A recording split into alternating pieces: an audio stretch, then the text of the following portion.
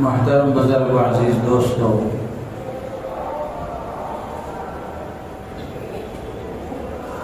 آج کے دور میں بہت ساری برائیاں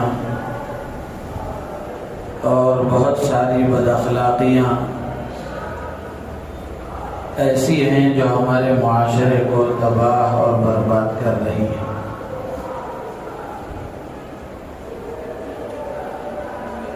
ان بے شمار برائیوں اور بد اخلاقیوں میں سے ایک سماجی برائی اور بد اخلاقی افواہ پھیلانا، جھوٹی باتوں کو عام کرنا، فیک نیوز شیئر کرنا، یہ ایک بدترین برائی ہے، بد اخلاقی ہے،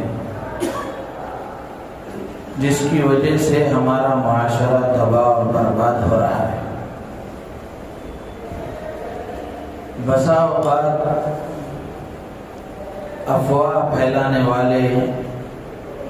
جھوٹی بات کو عام کرنے والے، فیک نیوز کو شیئر کرنے والے کو یہ اندازہ بھی نہیں ہوتا کہ اس کی اس خبر کی وجہ سے، اس کی اس افواہ کی وجہ سے دو آدمیوں میں، اس کی یہ خبر دو آدمیوں کے لیے، دو ملکوں کے لیے، دو مختلف طبقوں کے لیے، دو خاندانوں کے لیے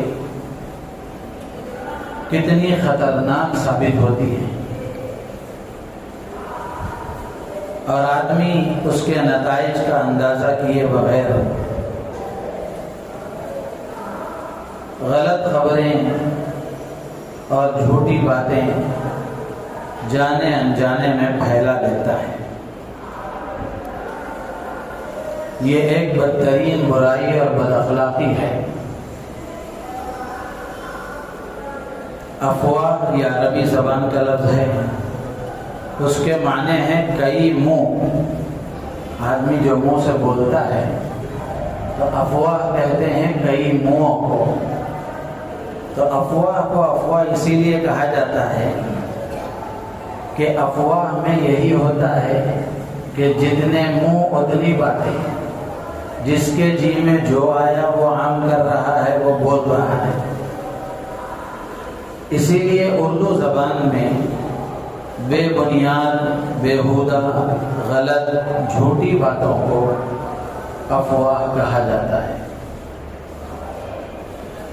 شرعی نقطہ نظر سے اگر دیکھا جائے تو شریعت میں افواہ پھیلانا، جھوٹی باتوں کو عام کرنا، فیک نیوز شیئر کرنا، من گھڑت باتوں کو پھیلانا، یہ بدترین درجے کا جرم ہے۔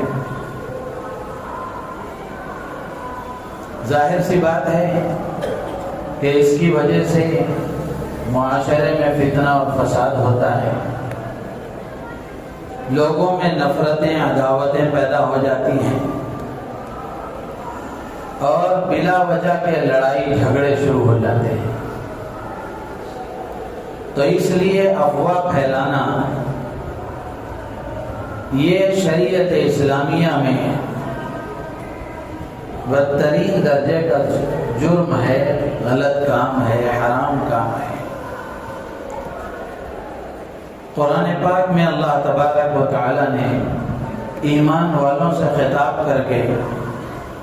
ایمان والوں کو ہدایت دی ہے۔ یا ایھا الذین آمنوا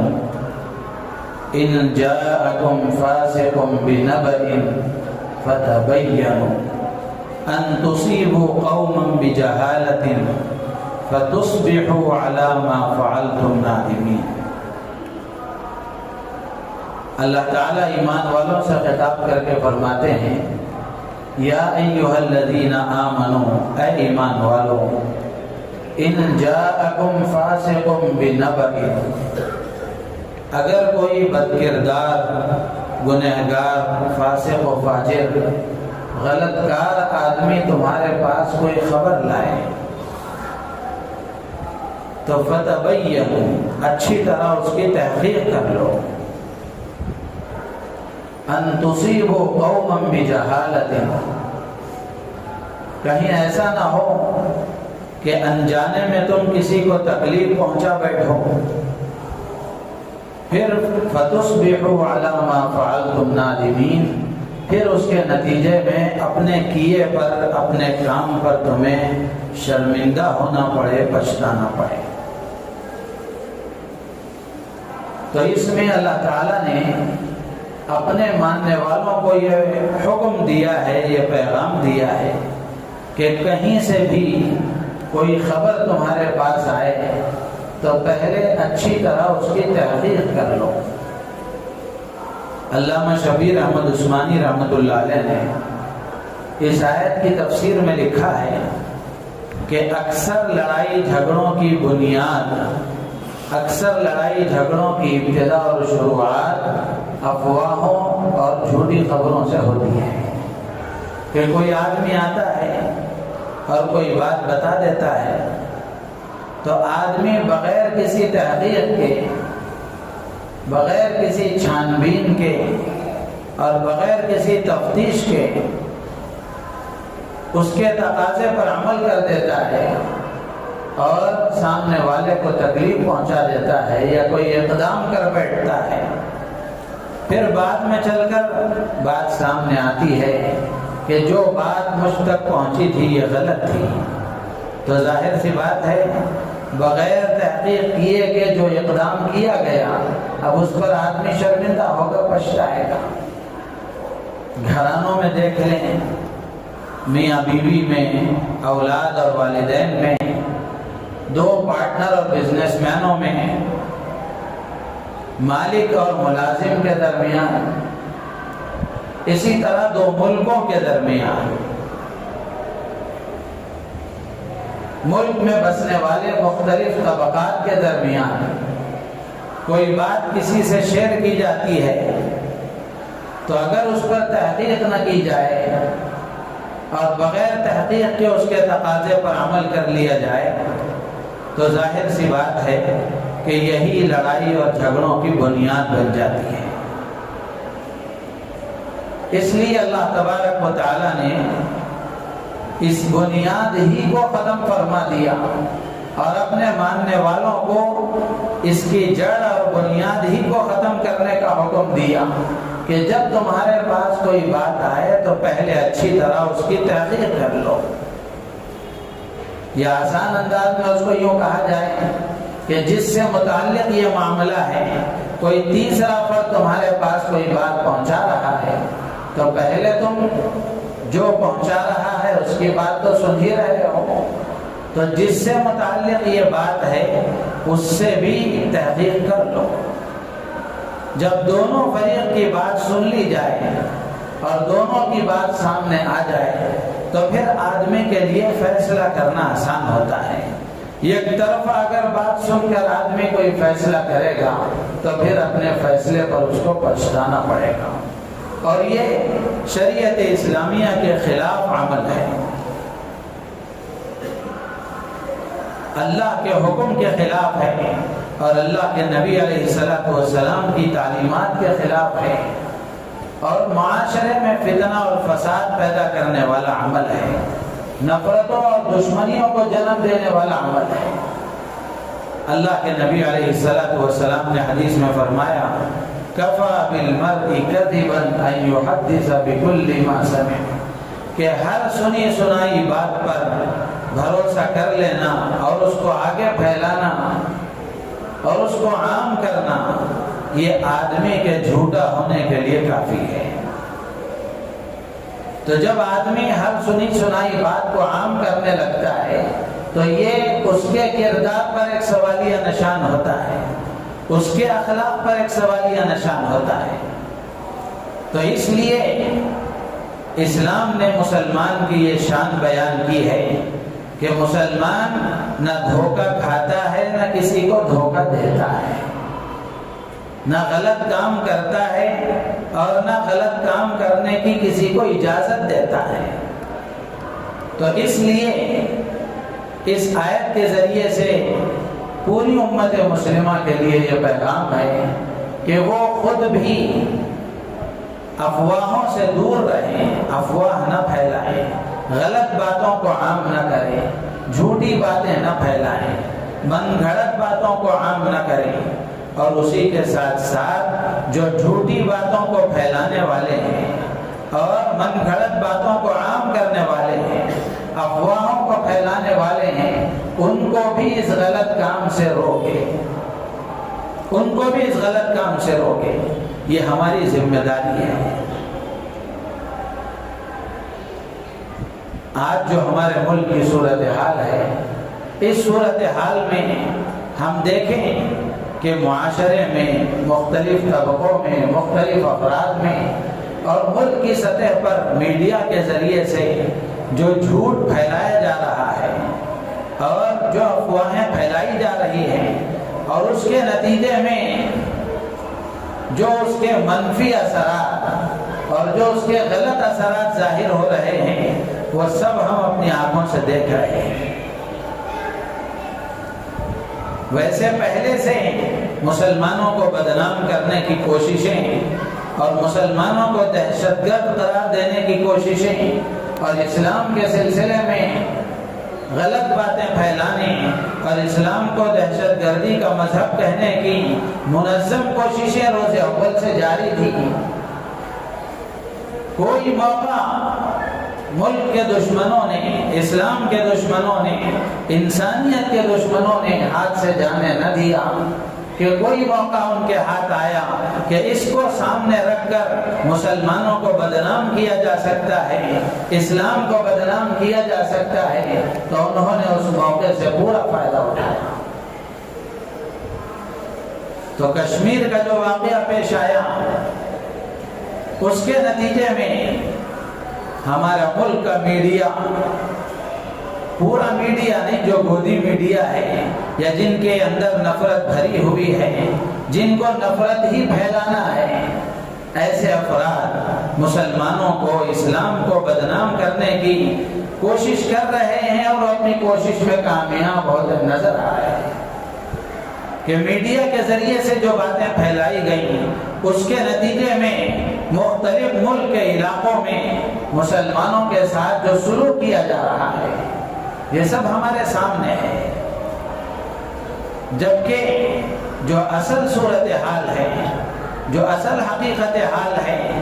وہ یہ ہے کہ جہاں یہ واقعہ پیش آیا، وہاں کے بسنے والے مسلمانوں نے ان برادران وطن کے ساتھ، ان غیر مسلم بھائیوں کے ساتھ جو سلوک کیا، ان غیر مسلم بھائیوں نے وہاں سے ویڈیوز بنا کر کے پیغام دیا کہ یہاں کے افراد ہمارے ساتھ کتنا بہترین سلوک اور کتنا انسانیت کا سلوک ہمارے ساتھ کر رہے ہیں، ذرا برابر ہمیں کوئی تکلیف نہیں ہے اور ہم اپنے آپ کو مطمئن سمجھ رہے ہیں۔ لیکن اسی کو لے کر ملک کے مختلف علاقوں میں چھوٹے چھوٹے مسلمان بیپاریوں کو اور نہ جانے کن کن مقامات پر نہتے مسلمانوں کو جان سے تک مارنے کی کوشش کی گئی اور مارا گیا اور پریشان کرنے کی کوشش کی گئی۔ تو میرے عزیز و دوست و بزرگوں، جس طرح وہ واقعہ ایک دہشت گردی ہے، یقیناً ہم اس کی مذمت کرتے ہیں، لیکن اسلام کے نام پر مسلمانوں کو اور دہشت گردی کے نام پر مسلمانوں کو نام پوچھ کر کے اور مذہب کی بنیاد پر ملک کے مختلف علاقوں میں یہ جو حرکتیں ہو رہی ہیں، یہ بھی دہشت گردی ہے، یہ بھی دہشت گردی ہے۔ اس کو بھی ختم کرنے کی کوشش کرنا چاہیے۔ مسلمان ملک کا ایک وفادار شہری ہے اور ایک امن پسند انسانیت نواز شہری ہے اور مسلمانوں کی ایک تاریخ رہی ہے۔ تو اس لیے میرے عزیز و دوست و بزرگوں، نہ خود غلط بات پھیلانا ہے، نہ پھیلانے والوں کو کھلی چھوٹ دینا ہے۔ ان کے خلاف پوری طریقے سے خود حکومت کو اس کا نوٹس لینا چاہیے، ریاستی حکومتیں ہوں، مرکزی حکومت ہو، اس کا نوٹس لے کر کے ان غلط کاموں سے ان کو دور رکھنے کی کوشش کرنا چاہیے۔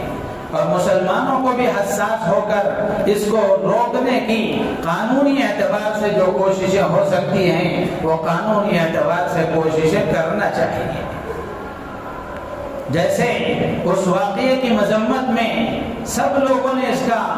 اعتراف کیا اور مذمت کی اور اس کا اظہار کیا،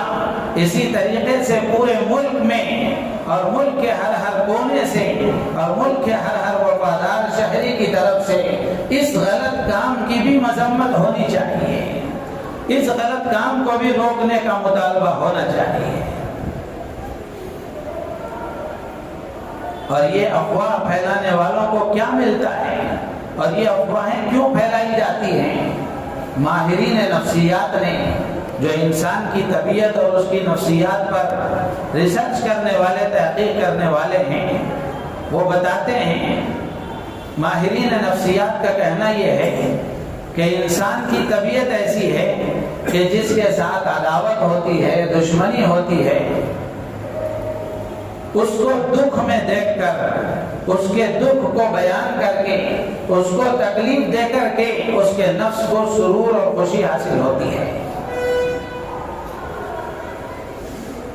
یہ اس کے ساتھ ہے جس کے ساتھ عداوت اور دشمنی ہو۔ اگر عداوت اور دشمنی نہیں ہے، محبت ہے، تو پھر یہ بات نہیں ہوتی۔ جس کے ساتھ عداوت اور دشمنی ہوتی ہے، اپنے دشمن کو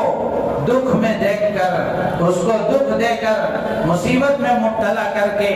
انسان کے نفس کو ایک قسم کا سکون اور سرور حاصل ہوتا ہے۔ اور جس مذہب کے میں اور آپ ماننے والے ہیں، اللہ نے ہمیں مسلمان بنایا ہے، مذہب اسلام سے اللہ نے ہمیں وابستہ فرمایا ہے، جس اللہ پر ہم ایمان رکھتے ہیں، جس نبی کی تعلیمات پر ہم زندگی گزارتے ہیں، جس نبی کو ہم اپنا نبی سمجھتے ہیں، اسلامی تعلیمات میں اس سے بالکل منع کیا گیا کہ کوئی مسلمان کسی آدمی کی تکلیف اور دکھ کو دیکھ کر خوشی کا اظہار کرے، اور اس کا کتنا سخت اور برا انجام ہوتا ہے۔ اللہ کے نبی علیہ السلام نے حدیث میں اس کو بیان فرمایا کہ کوئی آدمی اپنے بھائی کو مصیبت میں مبتلا دیکھ کر خوشی کا اظہار نہ کرے۔ اللہ کے نبی نے صاف تعلیم دی ہے کہ کوئی کسی کو تکلیف میں دیکھ کر خوشی کا اظہار نہ کرے، اس لیے کہ اللہ تبارک و تعالی اس مصیبت زدہ آدمی پر رحم فرما کر اس کو مصیبت سے ہٹا کر اور مصیبت اس کی دور کر کے، یہ ہوتا ہے کہ اللہ تبارک و تعالی مصیبت پر خوش ہونے والے کو اس مصیبت میں مبتلا فرما دیتے ہیں۔ تو افواہ پھیلانے والے، ان کی نفسیات یہ ہوتی ہیں کہ جن کے ساتھ عداوت ہے، دشمنی ہے، ان کو مصیبت میں دیکھ کر، ان کی مصیبتوں کو دیکھ کر وہ ان کو خوشی ہوتی ہے، جس کے نتیجے میں وہ ان افواہوں کو پھیلاتے ہیں، جھوٹی باتوں کو عام کرتے ہیں، جبکہ مذہب اسلام میں اس کی کوئی گنجائش نہیں ہے کہ کوئی آدمی اپنے بھائی کو تکلیف میں دیکھے تو اس کی تکلیف پر خوشی کا اظہار کرے۔ اللہ کے نبی نے صاف فرمایا کہ کوئی کسی کو مصیبت میں دیکھ کر خوشی کا اظہار نہ کرے، اس لیے کہ اللہ تعالیٰ اس مصیبت سے اس کو نکال کر اس پر رحم فرما کر اس خوش ہونے والے کو اس مصیبت میں مبتلا فرما دیں گے۔ اسی طرح ماہرین نفسیات نے لکھا ہے کہ افواہیں پھیلانے والے، جھوٹی باتوں کو عام کرنے والوں کا ایک سبب اور اس کا مقصد یہ بھی ہوتا ہے کہ انسان کی طبیعت میں یہ بات ہے کہ جس کے ساتھ عداوت اور دشمنی ہوتی ہے، آدمی اس کو ڈرا دھمکا کر خوشی محسوس کرتا ہے، اس کو خوف میں مبتلا کر کے اپنا مقصد پورا کرتا ہے۔ شریعت اسلامیہ میں اس سے بھی منع کیا گیا۔ اللہ کے نبی علیہ السلام کی ایک حدیث ہے، کتابوں میں لکھا ہے کہ ایک مرتبہ رسول اللہ صلی اللہ علیہ وسلم اور حضرات صحابہ کرام رضوان اللہ تعالی علیہم اجمعین سفر میں تھے۔ ایک صاحب سو رہے تھے، ان کے بازو کوئی ایک صاحب اٹھے اور انہوں نے سونے والے کے پاس ان کے قریب میں ایک رسی پڑی ہوئی تھی، تو سونے والے کے پاس سے صاحب نے اس رسی کو اٹھا لیا، ایسے اٹھایا جس کی وجہ سے سونے والا گھبرا گیا اور گھبرا کر وہ اٹھ گیا، اس کو خوف محسوس ہوا۔ اللہ کے نبی علیہ السلام نے دیکھا تو ان رسی اٹھانے والے سے فرمایا کہ کسی مسلمان کے لیے یہ جائز نہیں کہ وہ اپنے کسی بھائی کو ڈرائے دھمکائے، اسلام میں اس سے منع کیا گیا۔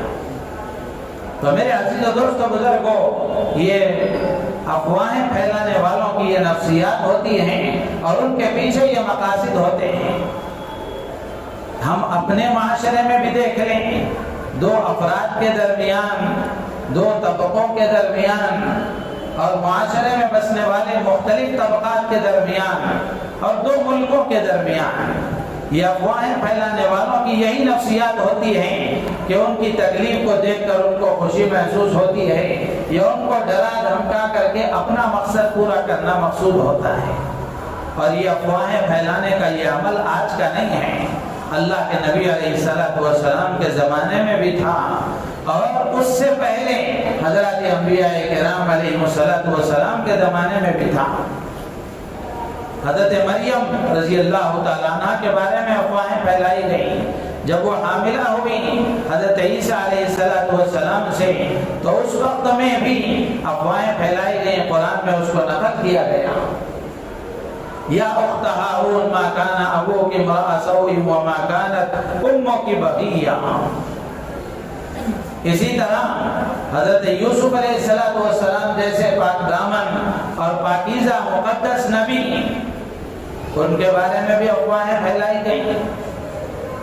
اور امام الانبیاء حضرت محمد رسول اللہ صلی اللہ تعالی علیہ وسلم کی زندگی میں ایسے بے شمار واقعات پیش آئے افواہیں پھیلانے کے، اور یہ افواہیں پھیلانا یہ منافقین کا عمل ہے۔ غلط خبریں عام کرنا، جھوٹی باتوں کو عام کرنا اور افواہیں پھیلانا یہ منافقین کا کام تھا۔ اللہ کے نبی علیہ السلام کے زمانے میں منافقین نے ایسا کوئی موقع ان کے ہاتھ لگا تو انہوں نے غلط خبریں پھیلانے سے اپنے آپ کو پیچھے نہیں رکھا۔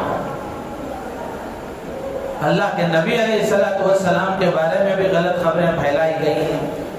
احد کے میدان میں، احد کے جنگ کے موقع پر یہ خبر عام کر دی گئی کہ نعوذ باللہ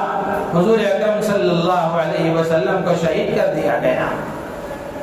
اور اسی طرح ام المومنین حضرت عائشہ صدیقہ رضی اللہ تعالیٰ عنہ کے بارے میں جھوٹی باتیں پھیلائی گئی، غلط افواہیں پھیلائی گئی، آپ کی عزت پر سوال اٹھایا گیا۔ اللہ تبارک و تعالیٰ نے آپ کی عفت و پاک دامنی پر قرآن کی آیتیں نازل فرمائی۔ جب منافقین نے خبریں عام کی تو اس کے نتیجے میں خود اللہ کے نبی پریشان ہوئے اور ام المومنین حضرت عائشہ صدیقہ رضی اللہ تعالیٰ عنہ کے والد محترم حضرت صدیق اکبر رضی اللہ تعالیٰ عنہ پریشان ہوئے، اور منافقین نے جو افواہیں پھیلائی تھیں ان افواہوں کا کچھ اثر صحابہ پر بھی ظاہر ہوا۔ تو میرے عزیز و دوستو بزرگوں، یہ افواہیں پھیلانے کا جو عمل ہے یہ آج کا نہیں ہے، روز اول سے جاری ہے۔ صلح حدیبیہ کے موقع پر اللہ کے نبی علیہ السلام نے حضرت عثمان غنی رضی اللہ تعالیٰ عنہ کو مکہ مکرمہ اپنا قاصد بنا کر بھیجا۔ تو جب حضرت عثمان رضی اللہ تعالیٰ عنہ مکہ مکرمہ گئے اور اللہ کے نبی نے جو کام ان کو دے کر بھیجا تھا وہ کام انہوں نے پورا کر لیا۔ قریش مکہ کی طرف سے کچھ دیر کے لیے آپ کو روکا گیا کسی بات کے لیے، تو منافقین نے اس سے فائدہ اٹھاتے ہوئے یہ خبر عام کر دی کہ حضرت عثمان غنی رضی اللہ تعالیٰ عنہ کو شہید کر دیا گیا۔ تو میرے عزیز و دوست بزرگوں، یہ افواہیں پھیلانا، جھوٹی خبروں کو عام کرنا یہ منافقین کا کام ہے، اور یہ عمل آپس میں لڑانے والا ہے، دشمنیاں اور عداوتیں پیدا کرنے والا ہے، نفرتوں کو جنم دینے والا ہے۔ تو اس لیے مسلمان کی یہ ذمہ داری ہے کہ مسلمان نہ خود افواہیں پھیلائے اور نہ جھوٹی باتوں کو عام کرے، نہ غلط باتوں کو عام کرے، بلکہ اس سے آگے بڑھ کر جو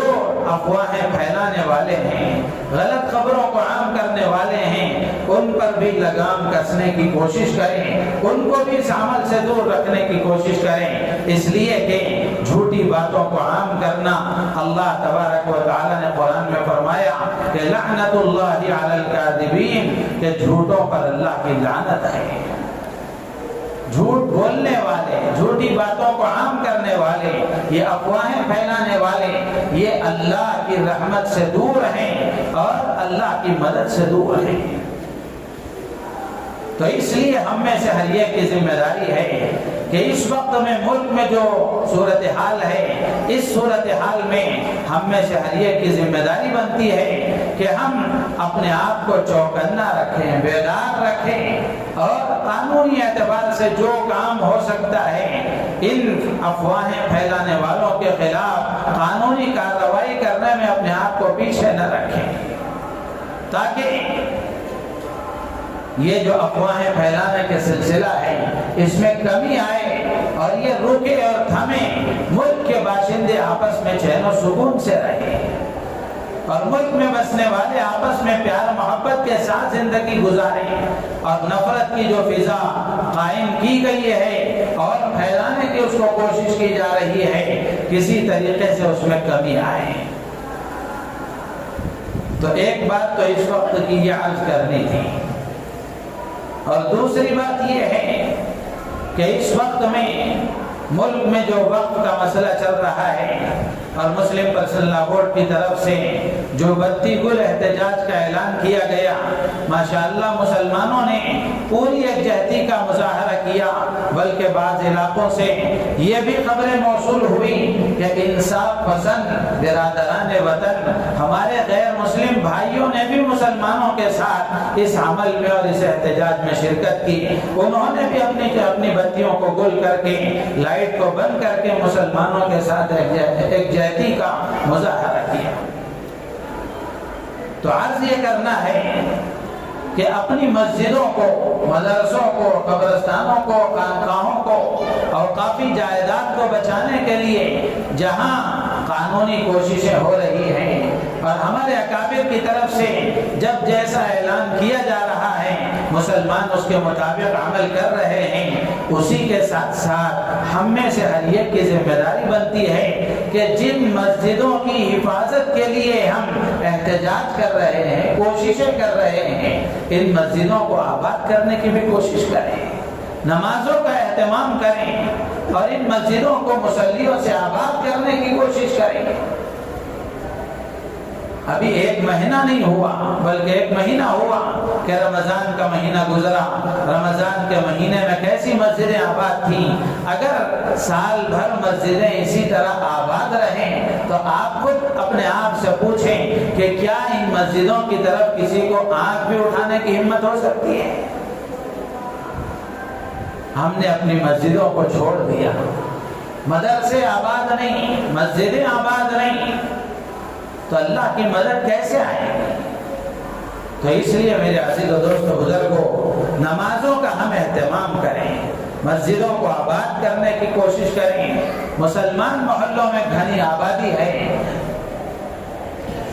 لیکن مسلمان مسجد کے پڑوس میں ہے، مسجد کے بغل میں ہے، مسجد کی گلی میں ہے، آزو بازو ہے، لیکن مسجد میں آنے کی توفیق نہیں ہے۔ 5 وقت مؤذن اور اللہ کا منادی اللہ اکبر کی صدائیں لگاتا ہے اور اللہ کے بندوں کو اللہ کی عبادت کی طرف بلاتا ہے، لیکن مسلمان اللہ کی اس دعوت کو ٹھکرا کر غفلت کے ساتھ زندگی گزار رہا ہے۔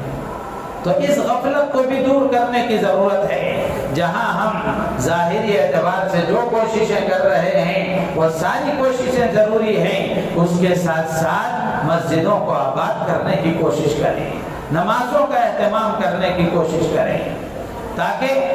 اگر ہم عبادتوں پر آ جائیں گے، نمازوں کا اہتمام کریں گے، اللہ کے سامنے روئے اور گر گرائیں گے، دعاؤں کا اہتمام کریں گے، اللہ تبارک و تعالیٰ کی مدد شامل حال ہوگی۔ اور یہ ہمارا ایمان ہے، جب تک اللہ کی طرف سے فیصلہ نہیں ہوگا نہ دنیا کی کوئی حکومت کچھ کر سکتی ہے، نہ دنیا کی کوئی عدالت کچھ کر سکتی ہے۔ تو اس لیے جہاں ظاہری کوششیں ہو رہی ہیں، اسی کے ساتھ ساتھ ہر مسلمان مرد و عورت کی ذمہ داری ہے کہ وہ نمازوں کا اہتمام کریں، اعمال صالحہ کا اہتمام کریں، دعاؤں کا اہتمام کریں، صدقہ اور خیرات کا اہتمام کریں۔ اسی کے ساتھ ساتھ تیسری بات یہ ہے کہ ماشاءاللہ رمضان کا مہینہ گزر چکا، اسکول کی چھٹیاں بھی تقریباً ختم ہونے کے قریب ہیں۔ اکثر اسکول 20 تاریخ سے یا 10 تاریخ سے یا پھر مہینے کے اواخر میں اسکول بھی شروع ہو رہے ہیں۔ تو مسلمانوں سے درخواست ہے، محلے والوں سے گزارش ہے کہ اپنے بچوں کو اچھی سے اچھی تعلیم دلوائیں، اسی کے ساتھ ساتھ اپنے بچوں کی دینی تربیت کا خیال رکھیں، ان کی دینی تعلیم کی فکر کریں کہ بچہ دنیاوی تعلیم کے اعتبار سے جو کچھ وہ پڑھ رہا ہے ضرور پڑھے، اچھے سے اچھا پڑھے اور اس پر اچھی محنت کرے، لیکن اس سے کہیں زیادہ ضروری یہ ہے کہ ہم اپنے بچوں کو، اپنے آپ کو، اپنی عورتوں کو مسلمان بنائے رکھنے، اسلام پر ثابت قدم رہنے اور اسلام پر مرنے کے لیے، مسلمان بن کر دنیا سے رخصت ہونے کے لیے ضروری ہے کہ اپنے آپ کو اور اپنی نسلوں کو، اپنی عورتوں کو، اپنے بچوں بچیوں کو دینی تعلیم سے آراستہ کرنے کی کوشش کریں۔ مسجد کی آبادی کا ایک پہلو یہ بھی ہے کہ مسجدوں میں مکاتب قائم کیے جائیں اور محلے کے بچے مسجد کے مکاتب سے فائدہ اٹھاتے ہوئے یہاں آ کر وہ دینی تعلیم حاصل کریں۔ تو اس لیے رمضان کی چھٹیوں کے بعد مسجدوں میں مکاتب بھی کھل چکے ہیں۔ محلے والوں سے درخواست ہے کہ اپنے اپنے بچوں کو مسجد کے ماحول میں دینی تعلیم میں سے آراستہ کرنے کی ان کو کوشش کریں، چھوٹے چھوٹے معمولی بہانوں سے، اسکول کے ٹیوشن وغیرہ کے بہانے سے اپنے بچوں کو دینی تعلیم سے محروم نہ کریں۔ اس موقع پر جو ٹیوشن پڑھانے والے ہیں ان سے بھی میں درخواست کروں گا